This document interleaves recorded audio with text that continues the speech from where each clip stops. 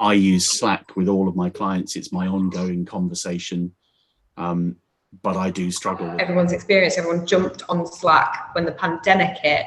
Now coming back into the office, there's a different dynamic and different way of communicating. So I think it needs to be a consistent review of how we're making the most of not just Slack, but probably other software platforms we use, and making sure we're most efficient with each of them. We started using Slack internally only at the start of lockdown, but now starting to use it for clients with kind of mixed results. It's distraction and a pressure to constantly reply, fast, quick responses, and there is always a notification in everyone's Slack channel.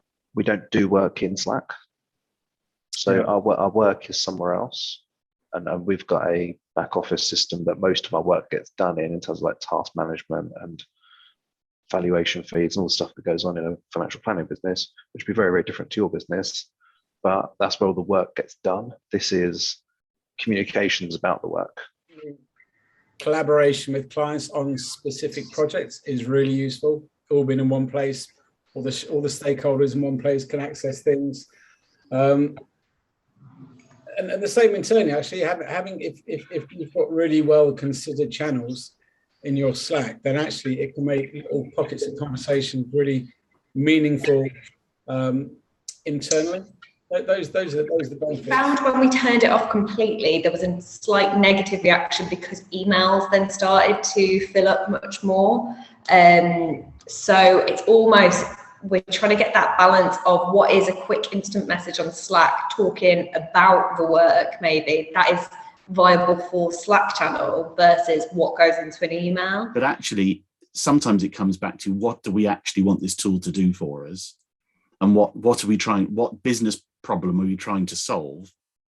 So we use like the police emoji. So if anyone sees that someone's like accidentally not done a thread, we'll put the police emoji on it, and that's code for that's in the wrong place. You need to go and do that. Have done and implemented recently is we don't direct message. We're like, that's banned now. We just use channels so that everyone is informed. We don't have so there's no shift of responsibility by sending a Slack message. So if I want Andy to look at something, it's me sending Andy a Slack message. Could you have a look at that, please?